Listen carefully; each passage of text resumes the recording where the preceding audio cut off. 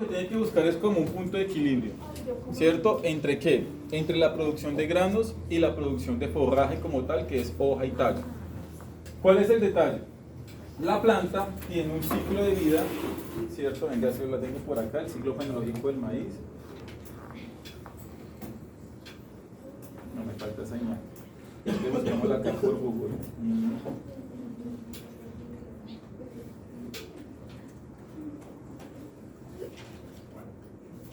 ¿Cierto? O sea, el ciclo fenológico es como el ciclo de vida del maíz. Nace, crece, se reproduce y muere. Nosotros, cuando producimos maíz, sembramos maíz para la producción de granos, nosotros necesitamos que todo el ciclo fenológico se cumpla al pie de la letra. Uno coge los granos ya cuando la planta está seca, cuando está muerta. ¿Por qué? Porque todos los nutrientes que antes tenía la planta almacenados en los tallos y las hojas pasan a los granos. ¿Ok? Y esto prácticamente es puro tejido senesciente, es puro tejido muerto. Es fibra sí, pero como es fibra muerta no es buena para la nutrición animal. Eso simplemente lo que serviría es como para incorporarlo en el suelo, mezclarlo, que se descomponga y que sirva para fertilizante para la siguiente cosecha. Esto es cuando yo quiero maíz para grano.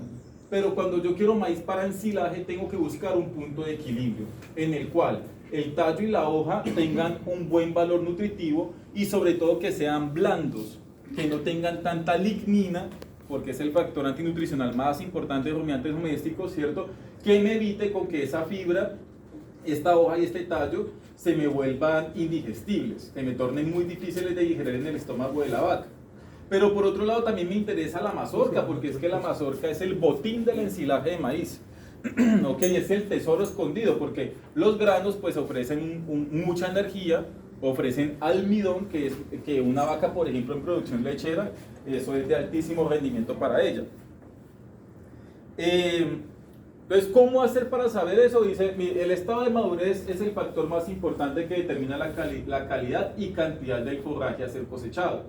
De él depende el porcentaje de humedad, la cantidad de granos, el contenido del almidón y la digestibilidad in vitro de la fibra detergente neutro, que esto es, por así decirlo, qué tan blanditas son las hojas y los tallos para que las bacterias del rumia las puedan degradar y obtener la energía que está escondida ahí. Cuando la línea de la leche se ha recorrido a la mitad de los 2/3 de los granos, se obtiene los mejores resultados en energía disponible, digestibilidad y porcentaje de humedad. ¿Qué es eso de la línea de la leche? Venga para acá para no ir a pisar el perrito. ¿Qué es eso de la línea de la leche? Ya está machucado para ir a pisar. ¿Ok? Pues resulta que la línea de la leche es esta línea que usted está viendo acá. ¿Sí está viendo que está como amarillo y blanco? ¿Ok? Bien. Cuando uno va a cosechar maíz, una prueba que uno hace campo para saber en campo, esa parte teórica de que la fibra sea de buena calidad y los granos todavía sean de buena calidad. Y buena calidad, ¿a qué hacen referencia? A que sean blanditos. Porque un grano de maíz duro, usted con la uña, usted con el diente no es capaz de partirlo. Los dientes de las vacas tampoco son capaces de partirlos, ¿ok? Entonces, eso escapa a la digestión. Y a la final, si el ensilaje que consumen los animales tienen granos muy duros, esos granos pasan derecho por el tracto gastrointestinal sin ser afectados y se defecan. Entonces yo lo que necesito es que estos granos estén blanditos todavía, ¿ok? Pero pilas, porque tampoco tan lechosos, tan blanditos, que de pronto no se haya almacenado la suficiente cantidad de carbohidratos solubles y de almidón que la vaca necesita también para poderse alimentar. Bien, entonces se dice que 2/3 deben estar pastosos y 1/3 debe estar lechoso. ¿Cómo se hace eso? Uno coge, ingresa al cultivo. No es que vaya a coger las mazorcas del borde del cultivo, como lo haría el flojo, sino las de adentro del cultivo. ¿Por qué? Porque los bordes del cultivo el sol pega más duro, pega más directo, pegan mayor intensidad. Por consiguiente, las plantas del borde del cultivo son fisiológicamente más viejas que las que están adentro del cultivo. Por eso hay que entrar al cultivo, sacar unas 5 mazorcas al azar, partirlas, ¿ok? Y dejarlas así, aquí a la mitad. ¿Yo qué hago? Con una espina, con la punta de un lapicero, con la punta de un portaminas, comienzo a chuzar el maíz desde abajo hacia arriba. O sea, desde la parte interna hacia la parte externa, ¿ok? ¿Qué es lo que yo busco? Son 2/3 pastoso, 1/3 lechoso. Y el tercio lechoso debe ser el de la superficie. Entonces, si yo meto la punta del lapicero aquí y me sale leche, no. Todavía le falta cuajar. Todavía le falta madurar a esa mazorca. ¿Ok? Tiene que ser que yo parto la línea del grano en 3, meto el lapicero aquí, no me sale leche, meto aquí, no me sale leche, y si le pego acá, sí me sale leche. ¿Ok? Y es algo muy similar a lo que hacen las señoras, las mamás, ¿cierto? Cuando van a comprar mazorca para hacer asado. La señora va y le mete la uña y espera que le salga leche. Si no le sale leche, entonces ya dice, no, ya está muy hecho, ya esto no sirve para hacer asado, sirve para otras cosas. Igual, si usted está con el cultivo de maíz, usted le mete la uña y no le sale leche, baila, ya ese maíz se le pasó. Ese maíz ya está pasado. A veces es mejor dejarlo pasar y sacar granos, inclusive sacar ensilaje, porque lo que vale la pena del ensilaje de maíz son los granos. O sea, es importante la hoja, el tallo, pero los granos son muy importantes. ¿Ok? ¿Qué es lo que hacen los brasileros? Por ejemplo, ¿qué es lo que han hecho los brasileros? Ellos a las picadoras de maíz les han colocado un sistema de martillos. ¿Ok? Le llaman cracker. Entonces, hay unas cuchillas que pican el maíz, y después de que sale el chorro así picado, pasa por unos martillos que lo golpean, con el fin de ¿qué? De romper el grano de maíz. Ya una vez que el grano de maíz esté roto, ahí sí la bacteria puede ingresar, porque es que lo duro del maíz es la parte externa, la cutícula. Si eso está roto, ya por ahí ingresa, las bacterias son chiquiticas, ellas ingresan y se comen todo lo de adentro. Porque, pues yo hice una maestría y un doctorado en nutrición y producción animal. A nosotros nos ponían a hacer, por ejemplo, ese control en maíz. Era una de las pruebas que nos hacían en campo. Era ir y coger la materia fecal de las vacas, recogerla, colocarla en un tamiz, en un colador, lavarla, ¿cierto? Y nos tocaba coger, obviamente con guantes, y revisar los granos de maíz. Si estaba, porque una cosa es ver el grano de maíz entero, pero otra cosa es usted revisar si por dentro, si es solamente la carcasa, o si es que dentro también todavía hay almidón, si hay contenido dentro del grano de maíz, porque eso puede pasar. ¿Okay? Que si el cracker no funcionó, pues entonces el grano pasa entero, usted lo lava y se da cuenta que efectivamente está entero. Pero si el cracker funcionó, entonces ya está roto el maíz, la bacteria ingresa, se come todo lo adentro, pero lo de afuera es excretado. Entonces, esas cosas hay que hacer. O sea, evaluar calidad de ensilaje implica hasta eso, muchachos. ¿Ok? Y puede que a nosotros nos toque hacer eso con el ganado bovino, los que nos gustan las vacas, los que les gustan los perros también. A la materia fecal y la orina dicen muchas cosas que si usted no las aprende a interpretar, usted puede estar perdiendo tiempo. Y en salud el tiempo solo, ¿no? ¿Qué pasa? Bueno, y otra cosa que se ha encontrado es que cuando la línea de la leche está así, o sea, cuando yo corto el maíz así, realmente el maíz está más o menos entre un 30 y 35% de materia seca, que es lo ideal. Otra cuestión en campo, que de pronto para que ustedes la aprendan, que yo también reviso, es que las 2 primeras hojas que le salieron al maíz, y hojas verdaderas, porque la primera hojita que le sale, la del cotileón, eso no es una hoja verdadera, cuando se secan es porque ya el maíz hay que cortarlo.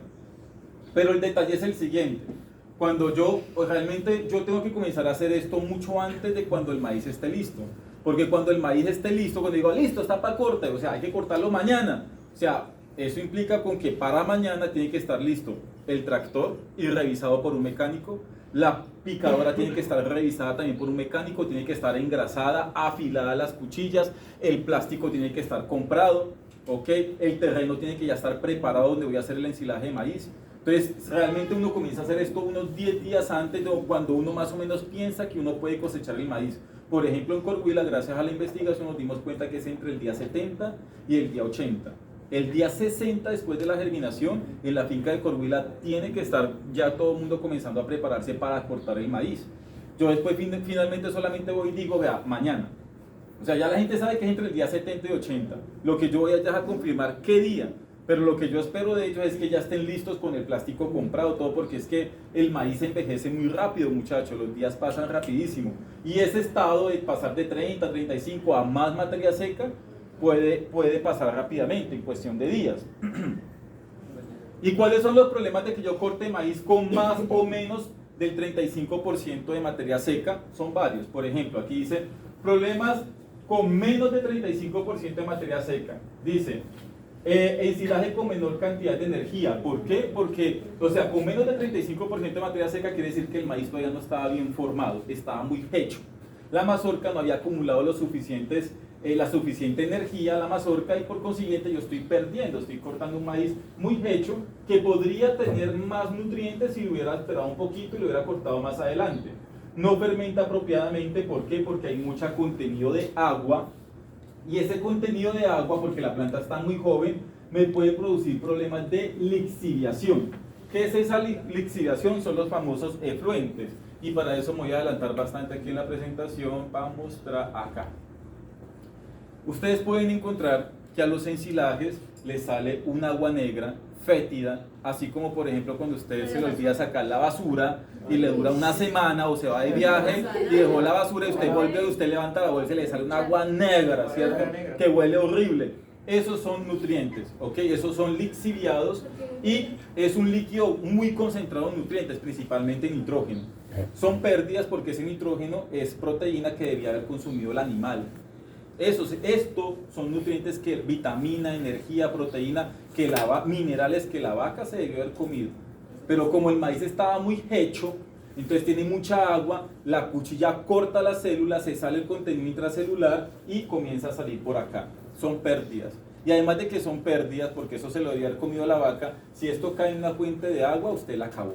Porque esto es altamente contaminante. ¿Ok? O sea que el líquido son proteínas y son energía, minerales, vitaminas que se han descompuesto y salen por ahí, que son pérdidas del sistema. Eso no debería pasar. Pasa cuando usted corta maíz muy hecho, ¿ok? Cuando corta maíz muy hecho. Ahora, ¿qué pasa cuando yo corto maíz con más de 35% de materia seca? Aumenta el porcentaje de fibra y lignina. Y la lignina es el factor antinutricional más importante de los rumiantes domésticos que aumenta con el paso de la edad de la planta. Los almidones se cristalizan, es decir, se ponen muy duros. Y después las bacterias no tienen enzimas, ni la vaca tiene enzimas para poderlos degradar y eso pasa derecho. Cristalizado, siguió derecho, o sea, cristales como melcocha, ¿ok? Lo otro. La melcocha cuando con el tiempo se pone dura, ¿cierto? Pues una cosa es la melcocha así preparadita que la están haciendo que uno, pero después de un tiempo se pone duro que usted descalabra a alguien con una paleta de melcocha, ¿ok? Disminuye la digestibilidad, pues consecuencia de que aumenta la concentración de lignina, dificulta la compactación y este para mí es el más complicado de todos. ¿Por qué? Porque ocurre un fenómeno que se llama isoporización. Isoporización viene de isopor. Isopor es icopor. Si yo le paso a usted una bola de icopor y le digo compáctala, usted le hace fuerza y usted la compacta. Pero después de que usted le quita la fuerza, vuelve otra vez la bolita y hace. ¿Qué pasa? Lo mismo con el ensilaje. Resulta que el enemigo del ensilaje es el aire. Porque como nos vamos a dar cuenta en la siguiente diapositiva, el ensilaje es una técnica de conservación a través de un proceso de fermentación anaeróbico, es decir, sin oxígeno. Son bacterias que crecen en ausencia de oxígeno y producen ácidos y eso le hace bien a la vaca, ¿ok? Pero, como aquí, ¿y cómo sacamos el aire? Pues con la llanta del tractor o por ejemplo el mande gigante con la motoniveladora, va aplastando y va sacando el oxígeno, ¿ok? Nosotros lo hacemos con la llanta del tractor o en la bolsita pisando la bolsita, ¿cierto? Ahí sacamos el oxígeno, ¿bien? Pero como este maíz está ya muy pasado, está muy viejo ya, entonces yo compacto, ¿cierto? Pero pasa el tractor y cuando pasa la fuerza del tractor, el peso del tractor vuelve y se llena de aire. Y usted cierra el plástico, no entra más oxígeno, es correcto, pero ese oxígeno que quedó allá adentro es tanto que las bacterias aeróbicas, eso se va a acabar. Ese oxígeno se va a acabar y en algún momento va a pasar a ser anaeróbico. Si el plástico realmente está evitando el ingreso de más aire, ese aire se va a consumir, ¿ok? Y finalmente va a quedar anaeróbico, pero el problema es la cantidad de oxígeno que quedó atrapado, que me puede favorecer el crecimiento de hongos y bacterias no deseadas. Y dentro de estas bacterias no deseadas, ¿ok? Pilas porque lo que son los Clostridium, la E. coli, la Pasteurella, es decir, todas las que causan diarreas y problemas gastrointestinales o neumonías, crecen acá. Entonces yo guardo algo pensando que lo guardé bien y no, es que yo compacté bien, le pasé 20 veces el tractor, no, es imposible que tiene aire, porque eso volvió y se infló, ¿bien? Y lo otro es que cuando queda oxígeno, el oxígeno es el factor catalizador de la combustión. Todo esto se comienza a calentar. Y a pesar de que eso tiene que incrementar la temperatura porque es fermentación, cuando hay oxígeno eso se incrementa más y te quema el ensilaje. Entonces eso es lo peor que le puede pasar. ¿Okay? Aquí por lo menos queda bien guardado. Bien, que produce fluentes, que quedó con menos nutrientes, es correcto, pero al menos aquí lo que guardó, eso se conserva. Y se fermenta y se ensila bien. Acá sí es lo peor. Maíz viejo ensilado, esto es lo peor.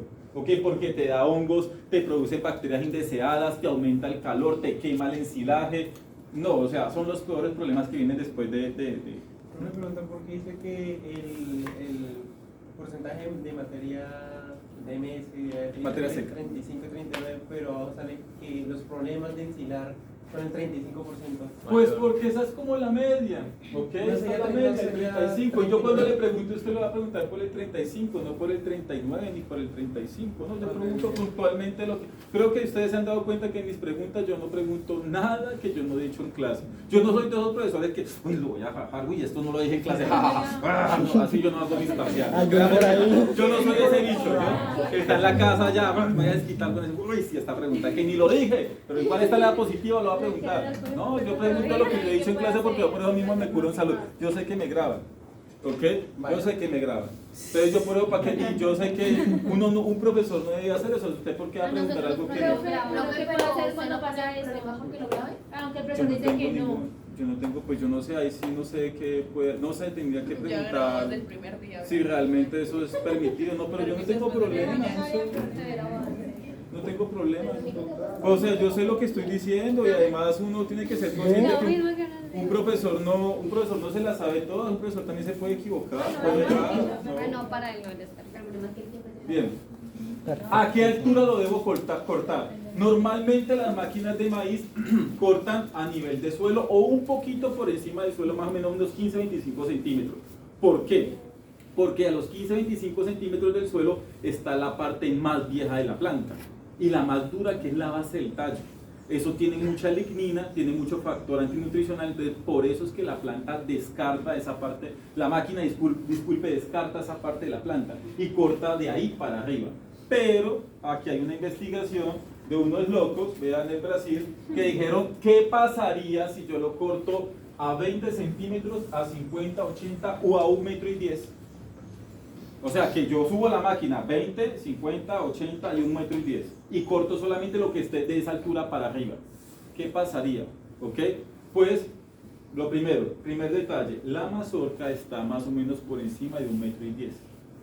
Entonces, el que corte por encima de 1,10 metros prácticamente se está llevando mazorca, que es lo más nutritivo de la planta, o es el botín, como lo decíamos, todo es nutritivo, pero la mazorca es el botín de la planta. Y lo otro es que de 1,10 metros para arriba está lo más joven de la planta, lo más blandito, lo más nutritivo, lo que tiene más proteína, lo que es más fácil de digerir de la planta entera. Son estrategias nutricionales, muchachos. ¿Por qué? Si yo tengo, Brasil tiene vacas en lactación de 25 litros diarios. Y esas vacas, sobre todo al inicio de la lactación, necesitan comida de muy buena calidad y concentrada. Porque esas vacas, cuando paren, muchachos, ustedes deben entender que antes de la gestación, el rumen ocupaba como el 65% de la cavidad abdominal. Cuando está en la gestación y terminando la gestación, compite con el útero y el becerro, que pesan 45. El becerro solamente pesa 25 kilos. Más otros 25 litros de placenta, líquido amniótico, todos son 50 kilos, es un volumen muy grande. Y bueno, pero profesor, la vaca pare, ¿qué?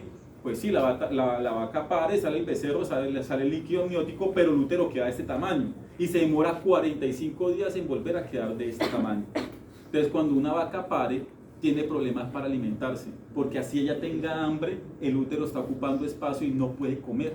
Entonces, lo que hay que darlo, lo poco que ella pueda comer, tiene que ser muy concentrado en nutrientes. Entonces, esta es una excelente estrategia. Tenés vaca en lactación, déle el maíz por encima de 1,10 metros, que es poquito, pero muy cargado de nutrientes. Y de 1,10 metros para abajo, ¿a quién se lo puedo dar? Pues a las vacas que no están en lactación, a las que están en crecimiento, a las que no tienen un requerimiento tan alto de nutrientes. ¿ok? Esto tal vez para alguien le puede parecer una locura, pero ¿quién va a cortar a 1,10 m? Al que tiene vacas de más de 25 litros diarios, esto es una excelente oportunidad. Puede producir dos tipos de ensilaje en el mismo cultivo, uno para vaca en lactación y otra para vaca que no esté en lactación. Lo que hacen, por ejemplo, con los pastoreos muchas veces, el potrero nuevecito, meten 2 días de ocupación, el primer día meten el ganado en producción, las vacas en lechería, se comen solamente las punticas, lo mejor de la pradera se lo comen ellas, la sacan y después meten el ganado que no está en producción, y es así, como no tienen tanto requerimiento nutricional, se pueden comer lo que dejaron las vacas en producción y les va bien a las dos, ¿ok? Entonces, aquí muestran, qué pena, aquí rápidamente muestran como por ejemplo en la medida en la que vean, proteína bruta, que todo el mundo le echa el ojo a la proteína bruta, pasa de 8.3 a 23.6. Una vaca en lactación necesita mínimo 18% de proteína, o sea que aquí está la proteína y más de la proteína que ella necesita. En cuestión de nutrientes digestibles totales, energía, vea, pasar de 60.6 a 65.82. Estrategia nutricional, muchachos, cuando ya uno tiene ese conocimiento en la cabeza, uno entiende para qué es que funcionan esas cosas y esas alternativas de producción. ¿Aumenta el costo? Claro que aumenta el costo, pero igual esta vaca está produciendo 25 litros diarios, ella lo paga. Ella lo paga, ¿ok? Fases de la elaboración del ensilaje. Son 4 fases. Una fase aeróbica, que es cuando yo estoy preparando el ensilaje. Hay contacto con oxígeno, yo estoy compactando y en esta fase me estoy esforzando por sacar el oxígeno dentro del ensilaje para que me tenga una buena fermentación. Una vez yo tapo el ensilaje, se acaba la fase aeróbica y comienza la fase anaeróbica, donde lo importante de esto es que comienza a fermentarse, se comienza a consumir el oxígeno que quedó ahí atrapado, ¿ok? Pero esto es lo más clave, que el pH debe caer a 4.5. ¿Por qué? ¿Por qué? Porque es que, o sea, las bacterias que crecen aquí dentro del ensilaje son las mismas bacterias que crecen dentro del estómago de la vaca. Vea, coincidencia, lo dudo, ¿cierto? No, o sea, es algo de la naturaleza, o sea, estamos incluso haciendo como una predigestión cuando hacemos el ensilaje, porque las mismas bacterias que están en el ensilaje están en el rumen, y lo que hacen las bacterias en el rumen es lo mismo que hacen las bacterias dentro del ensilaje, y hacen caer el pH a 4.5, lo que es muy favorable porque no existe ninguna bacteria patógena que sea capaz de resistir este pH, ninguna. Entonces el ensilaje es una técnica excelente porque no solamente mantiene la calidad, sino también evita que proliferen otras cosas que son malas para la salud del animal. Yo siempre cuando llego a esta diapositiva le cuento a los estudiantes que cuando yo estaba como ustedes estudiando, tenía un profesor que lo tildaban de loco y de asqueroso porque él nos ponía a hacer ensilaje de porquinaza para darle al ganado. Pero resulta que del 100% del concentrado que consumen los porcinos y las aves también, como el 40% se excreta intacto, no le pasa nada. Es como entró, así salió. El 40% más o menos del concentrado que comen esos animales. Entonces mi profesor decía, hay de plata. Entonces el que hacía, cogía, claro, eso uno al principio, eso era un olor a cerdo impresionante, o sea, eso era algo para algunos pues más asqueroso que para otros, pero él formulaba la dieta. Y nos decía, vea, van a preparar 100 kilos, entonces usted nos daba la receta, vea, porque para 100 kilos usted va a aplicar tantos kilos de porquinaza, pero le echaba aceite, le echaba melaza, le echaba harina de arroz, o sea, formulaba una dieta, otra vez, y nos decía, mézclenlo, y nosotros lo mezclábamos, lo metíamos en canecas, ¿cierto? Lo tapábamos bien, le sacábamos el oxígeno, lo dejábamos herméticamente cerrado, y volvíamos dentro de 21 días, lo abríamos, y eso no olía para nada a cerdo, a porquinaza, no olía para nada a heces de cerdo, olía a pura fruta deshidratada, a puro vinagre. Y nosotros hacíamos pruebas microbiológicas y nos encontrábamos que no había nada patógeno. Nada, cogíamos una muestrica para el laboratorio, hacíamos las diluciones, los cultivos, nada, muchachos, no había Pasteurella, coli, nada que enfermara a los animales. Entonces, él trabajaba con eso, y lo mejor, él después cogía, teníamos una cosa muy artesanal que ojalá algún día aquí lo podamos hacer. El SENA tiene algo muy bueno que es para hacer el pellet, o sea, él no conforme con eso, él nos hacía hacer los pellets y los secábamos al sol. Era un molinito ahí que sacaba como las pepitas, era bien manual eso, lo hacíamos a mano, y hacíamos los concentrados, así comerciales como tal, duritos, para uno dárselo a los animales. Con esos ensilajes nosotros los utilizábamos en alimentación de bovinos y con ensilaje de maíz más ensilaje de porquinaza conseguíamos ganancias entre 1000 y 1500 gramos por día, o sea, 1 kilo y medio por animal por día, lo que es bastante alto. Pues el ensilaje por eso es que hay que aprenderlo, no es por más, porque es una técnica muy barata y pues te permite viabilizar más tu fase, tu emprendimiento, ¿no? Fase estable de almacenamiento, es decir, eso queda quieto, el pH se mantiene en 4.5, desde que no se rompa el plástico y no le entre oxígeno, eso queda así. ¿Ok? Los primeros que hicieron el ensilaje, muchachos, fueron los egipcios. Eso no es nada del otro mundo, esto no es que sea de lo último en vanguardia, lo último en guaracha, no, eso es tan antiguo como los egipcios. Y es tan bueno que inclusive los arqueólogos han encontrado ollitas donde había guardado trigo ensilado y todavía era apto para consumo humano. Ese trigo. En las pirámides hayan encontrado comida ensilada de esa época que la abren y todavía está buena. ¿Ves? ¿Sirve? Claro que sirve. Y fase de suministro, que es cuando usted abre el silo otra vez, ¿sí? ¿Qué tendría que ser como más beneficioso hacer el ensilaje? O sea, la parte ya de fermentación, ¿en bolsas o en tanques? Ya vamos para allá, ¿ok?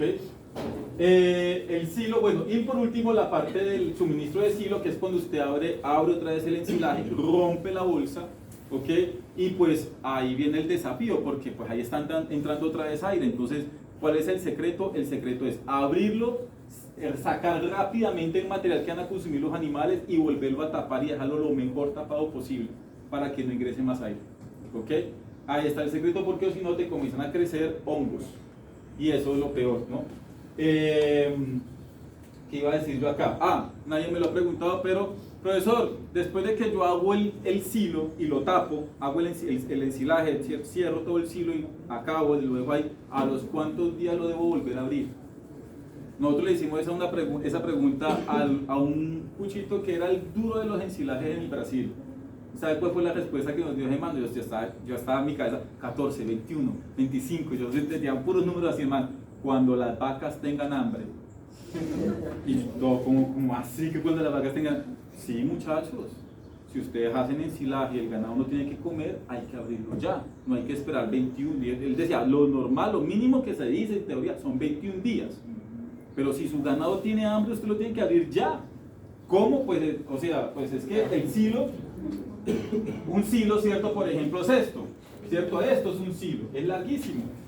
Usted lo abre, lo tapa, ¿cierto? Lo deja bien compactado y tales, y las vacas tienen hambre ya, entonces ¿usted qué hace? Rompe aquí una esquina y va sacándolo del día a día y lo cierra muy bien. Realmente si esto está bien compactado, el oxígeno que consiga entrar, si puede daña solamente esta parte de acá. De aquí para allá, el oxígeno, créame que si está bien compactado, no va a penetrar y no lo va a dañar. Profe, o sea que el silo cuando tiene como esa telarañita de hongo... Sí, y eso negativo al civil, a nadie le tiene que dar. Se pierde. Se pierde, son pérdidas. Y el oxígeno es el que produce eso. ¿Okay? Yo pensé que era el agua. ¿El qué? El agua. ¿El agua? No, es el oxígeno y son puros hongos. Bueno, ¿dónde colocar el silo? Pues muchachos, de todas esas cosas, que el lugar tiene que ser plano, que no tiene que tener obstáculos, que tiene que tener buen drenaje, pero de todas esas, sinceramente, la más importante es el silo debe estar cerca a los animales que lo van a consumir, porque en el pastoreo el animal va y busca la comida, aquí no, la comida está guardada aquí, alguien tiene que venir a abrir, sacar, cargar y llevárselo a los animales hasta el comedero, ¿ok? Usted no le va a poner el silo aquí y decirle que tiene que llevar la comida de aquí al parque de los niños. No, o sea, eso es ilógico. Porque bueno, está bien, no, pero profesor, como yo tengo tractor, sí, es que el tractor se mueve solo. Y la gasolina que, el ACPM, ¿quién lo paga? Eso lo paga usted. Entonces usted todos los días va a tener esa renta de estar moviendo el tractor todos esos metros, o más bien lo colocas al lado de los animales para que automáticamente, o sea, hasta a mano se pueda llevar una carretilla, como está en la finca de la Corhuila, al frente donde están los animales. Entonces, de todas esas consideraciones que hay aquí, la más importante sinceramente es eso. La comida debe estar cerca de donde están donde los animales van a ir a consumirla. ¿Ok? Listo. Ahora los tipos de silo. Resulta que existen varios tipos de silo. Existe el silo de montón, que es este de aquí. Está el de trinchera. Está el tipo búnker. Y está el silo press, que es el de bolsa. También está el de caneca. ¿Ese es el que tiene en la columna el de bolsa? No, nosotros tenemos este de acá. Este. ¿Y ustedes qué creen que entre todos estos cuál es el mejor? ¿Montón, trinchera, búnker o silo press? ¿Cuál es el mejor? Teniendo en cuenta todos los factores económicos, ambientales, de rendimiento, de pérdidas, ¿cuál ustedes creen que es el mejor? ¿El silo press? Yo creo que es ese. El silo press técnicamente es el mejor, económicamente es el peor. Eso es muy caro y la bolsa no se reutiliza. Pero la caneca... La bolsa es cara y no se reutiliza. La caneca sí se reutiliza. Entonces, en ese caso, yo preferiría, si es mi propiedad, canecas. Canecas, ¿ok? Ahora, y la caneca dura por mucho tiempo, se puede reutilizar. Bien cuidadas las canecas, desde que no le pegue principalmente la luz, la caneca dura muchos años, ¿ok? Pero si tu negocio es vender ensilaje, usted necesita venderlo en bolsas, entonces ahí sí se le va necesariamente la bolsa. Y muchachos, eso yo lo aprendí de la vida porque esa es una bolsa de polietileno, ¿ok? Aunque esta ya es de fábrica, viene con el exterior blanco para que irradie la luz y no la absorba, entonces disminuye el calor por dentro. Por eso es que es blanca, más por cuestión de luz, pero el material es el mismo, calibre 10, creo, calibre 6 es que se dice, calibre 6, bolsas calibre 6 para ensilaje. Las que venden ahorita tienen las esquinas son redondas para evitar que se acumule oxígeno aquí en la parte del fondo, porque ahorita vienen redondas. Pero esto es muy caro, esto es carísimo. Claro que las pérdidas son muy mínimas, pero eso es carísimo, ¿ok? Tanto la bolsa como la máquina es difícil, son caras de conseguir. Ahora, por otro lado, tenemos, para mí sinceramente, y en mi experiencia, en mis conocimientos, esto es lo mejor. Esto es lo mejor, muchachos, el silo de montón. La inversión es mínima porque es que abrir este hueco o levantar estas paredes, eso es concreto, más caro todavía. Y acero, porque es que esas paredes tienen que tener buenas vigas, o si no, el tractor, la presión, lo abre y se te abre el silo. Entonces tienen que tener unas muy buenas vigas. Y eso es acero. Vaya y pregunte cómo está el acero hoy en día. Vaya y pregunte cómo está el cemento hoy en día. La arena, la piedra, la gravilla. Entonces, eleva los costos de producción, ¿cierto? Y lo peor, tanto el búnker como la trinchera tienen un inconveniente y son las esquinas. El tractor no puede compactar la esquina. Y siempre las esquinas, todo lo que queda pegando a la pared, generalmente se pierde, a no ser que tengan un trabajador bien juicioso, resistente y aguantador, que a mano pise todas las esquinas. Pero imagínense, todo el tiempo tiene que estar ese man ahí pisando. La gente que tiene platica, ¿sabe qué mete? Esa planadora que es manual, esa de las construcciones, la que colocan en las carreteras para pisar la tierra, ¿cierto? Así. Los que tienen platica alquilan una y colocan un trabajador a estar compactando la esquina.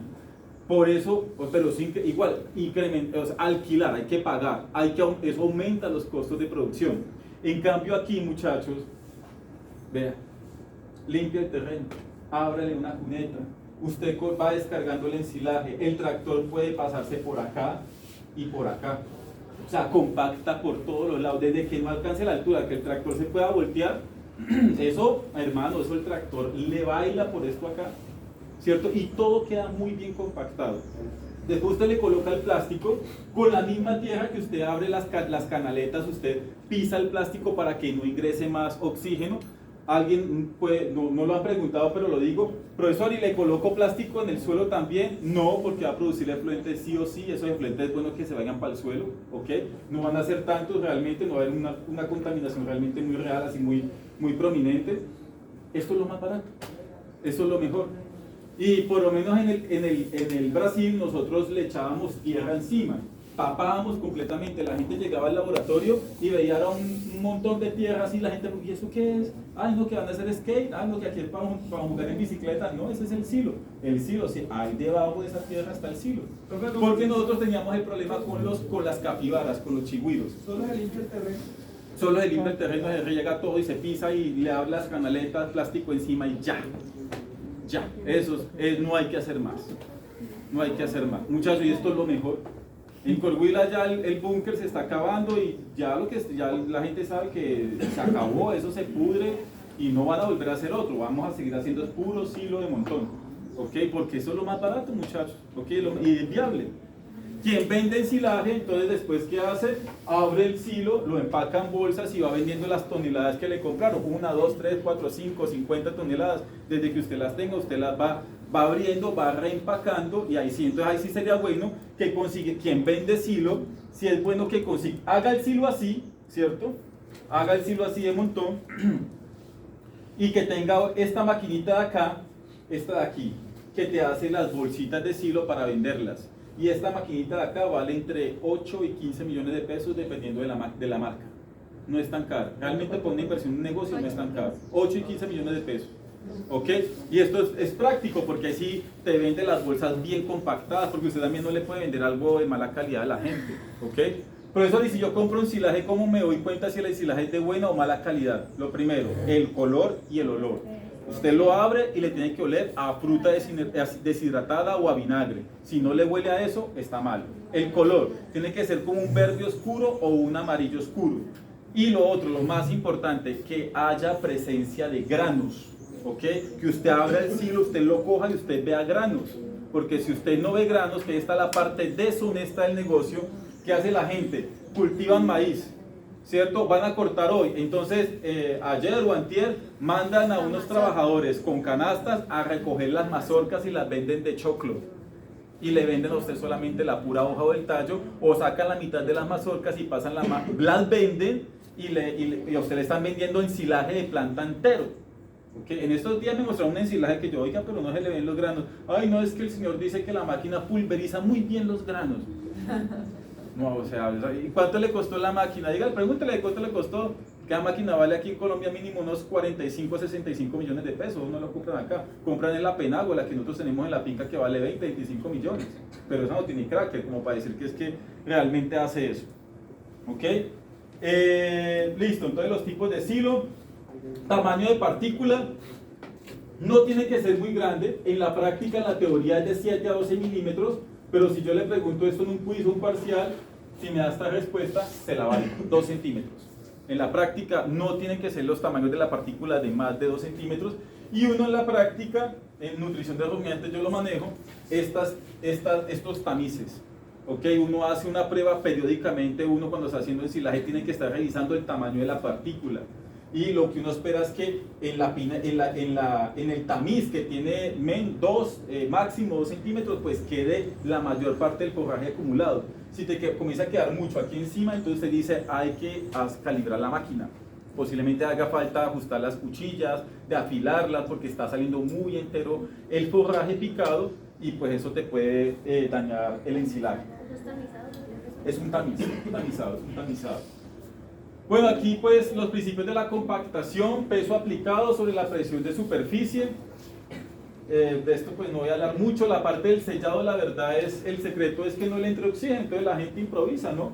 Aunque esto es una casa para el dengue, no me parece tan buena idea, pero des en cuenta que reutilizan cosas. Lo importante es que no salga, no entre oxígeno al ensilaje. Después de cerrado no puede ingresar oxígeno o si no se nos va a dañar. Ahí está la parte de los lixiviados, ¿cierto? De pronto un poquito mejor explicado ahí, ya lo había hablado para ir avanzando también, 9 y 7. Cuidados que se deben tener en consideración durante el aprovechamiento del silo. Prácticamente también lo que ya he mencionado, la exposición al oxígeno, o sea, hay que tratarla al máximo. Si es posible hacer un reempaque, por ejemplo, mucha gente en algunas fincas lo que hacen es que calculan cuánto ensilaje van a consumir las vacas en una semana y solamente abren el silo semanalmente. Lo de la semana lo sacan, lo reempacan en canecas o en bolsas y se lo dan dando a los animales diariamente. Así conservan por mucho más tiempo el ensilaje en las fincas, ¿no? Esto es lo que les estoy diciendo, ¿cierto? ¿Qué es lo que pasa cuando el ensilaje se daña? Es normal, muchachos, es normal que se dañe la parte superficial del silo, que quede este color negro. ¿Ok? Pero realmente es solamente la parte superficial, unos 3 a 4 centímetros. Ya aquí sí hay un problema muy grande porque, como usted está dando cuenta, prácticamente el tamaño de un lapicero completo se nos dañó. Entonces aquí sí hubieron problemas con aparición de hongos. Aquí también, pues esta imagen de pronto no se ve, aquí son muchos hongos y aquí el problema fue un aumento del calor y se nos quemó el ensilaje. ¿Okay? Quedó como un color tabaco, como un color caramelo, porque se quemó el ensilaje. Por mucha temperatura también fueron problemas de compactación. ¿Cuáles son las consecuencias del deterioro del ensilaje? Pérdidas económicas, reducción de la calidad, el consumo causa en los animales alteraciones metabólicas, aumentando el riesgo de desplazamiento de abomazo, acidosis, cetosis y laminitis. 3 enfermedades que no sé si ya las han escuchado, 4 enfermedades. ¿Ya las han escuchado alguna de ellas o ninguna? ¿No? ¿No? En nutrición de rumiantes, yo no sé si se las dé porque últimamente no me han dado nutrición de rumiantes, pero en producción de rumiantes yo hablo bastante de estas enfermedades. De todas estas. Producción de rumiantes nos vemos. En noveno. La minitela de los cascos, lo mismo que le pasa a los caballos. También. Los caballos también les pasa y es por problemas en la fermentación de los carbohidratos solubles, mucho almidón. ¿Ok? Disminución de la aceptación e impacto en el consumo de los animales, genera problemas en la parte reproductiva. Es que no he llegado a la parte de los hongos acá. No. Esto es como tomar una muestra del ensilaje, ¿cierto? Se dice que para tomar una muestra de ensilaje, para mandarla al laboratorio, yo lo debo abrir. Debo sacar una capa de 30 centímetros por completo, una capa de 30 centímetros, y después con un guante, pero un guante que no tenga polvo, o sea, los guantes azules, mejores porque los otros tienen talco, los blancos tienen talco, y este talco puede contaminar la muestra y darte malos resultados. Usted va sacando aleatoriamente con el puño varias muestras de ensilaje, y eso las mezcla y las manda para un laboratorio para que le digan a ustedes nutricionalmente qué tiene su ensilaje ahí almacenado. Pruebas que hay que hacer, estas de acá son las que yo más le caigo, ¿cierto? Al olor, ¿ok? Es que uno tiene que guiarse por los sentidos. Recientemente, inclusive yo en la finca de Teruel, yo ayudé el semestre pasado a hacer un ensilaje. Y alguien fue, y en estos días sí lo rompió y vio que estaba negro. Dijo, no, ese ensilaje se dañó. Y comenzaron a decir que era que el silo estaba dañado. Llevaron a la doctora Angélica allá y la doctora dijo, no, que para que nos ayude a ver si es que ese ensilaje quedó bueno o quedó mal. Entonces ella dijo, pues vamos a verlo. Entonces ella sabía que yo lo había hecho. Entonces ya estaba cerca el ensilaje y le dijo a don Víctor, al gerente, le dijo, don Víctor, mire, yo no he llegado allá y yo sé que eso está bueno. Digo, ¿cómo así? Es que usted no siente el olor. Usted no siente el olor a fruta deshidratada, no siente el olor a vinagre, es que hasta aquí me llega. El ensilaje está allá y aquí me llega el olor. Cuando un ensilaje huele así es porque está bueno. Pero vamos a abrirlo. En estos días lo abrieron, la semana pasada lo abrieron y lo estaban sacando todo, y menos mal yo llegué para tomar las fotos porque como estaban los chismes de que se había dañado y yo había trabajado ahí, pues una sola me fui. Claro, apenas llegué, todo lo que, o sea, llevaban la mitad del silo empacado en bolsas y yo no veía en ningún lado nada botado que, ay, que esto quedó mal, sobra, no veía por ahí en el borde nada más. Yo le está como bueno el ensilaje, ¿cierto? El man dijo, uy, sí, está bueno. Yo, claro, y le tomé fotos a todo, estaba en buenas condiciones. Entonces, mucho cuidado con eso, ¿no? No se van a dejar meter. ¿Sí? Entonces, ¿qué explica el color negro? Sí, la parte superficial es el oxígeno que queda entre el plástico y la superficie del silo. O sea, ahí queda oxígeno. Por más que usted se esfuerce por templar, ahí va a quedar oxígeno. Y eso lo van a aprovechar las bacterias y los hongos que están ahí. Pero apenas se acabe el oxígeno y el pH caiga a 4.5, se muere. Pero no quiere decir que el daño que hicieron no quede ahí, claro, eso se va a podrir. Pero solamente la parte superficial, que es lo permitido. Eso sí, se quita y ya. Porque, muchachos, los hongos... bueno, entonces, el olor que queremos. Olor a ácido láctico o ácido acético. Esto es lo bueno, ¿ok? Dice, olor suave, ligeramente ácido. U olor a vinagre. Eso es lo que queremos. Eso es un ensilaje de buena calidad. Ya aquí para abajo, por ejemplo, butírico, olor rancio, ¿ok? Se rancificó, creció principalmente Clostridium. Y eso genera ese olor. Y el Clostridium, pues yo creo que hasta alturas del partido todo el mundo sabe que son malos. Eso produce tétano, nada más, ¿ok? Dulce, olor a alcohol, pasa mucho en la caña de azúcar. Pilas con el ensilaje de caña de azúcar porque esto es bastante, o sea, la gente le tiene mucho miedo a hacer ensilaje de caña de azúcar, y es que hay que tenerle miedo porque si a usted le queda mal, le queda oliendo a alcohol, a dulce, y realmente usted no ha escuchado que hay aguardiente de caña. Pues si usted hace un mal ensilaje, usted produce puro aguardiente de caña, y lo peor es que las vacas se lo comen, pero las vacas se emborrachan de verdad y se lo comen. pero pues no es algo bueno que les haga, no es bueno para la salud de ellas. Y olor a caramelo o tabaco quiere decir que es un ensilaje que se quemó, que porque de pronto lo que les decía, el maíz muy pasado de tiempo, lo ensilan, aumenta la temperatura porque pues no quedó bien compactado y genera ese olor a caramelo que también tiene ese color a caramelo y también va acompañado del olor a caramelo, ¿ok? O tabaco. Pero eso quiere decir que se nos dañó el ensilaje. Bien, y se acabó la presentación, pero les quería decir una cosa solamente para terminar. Lo de los hongos.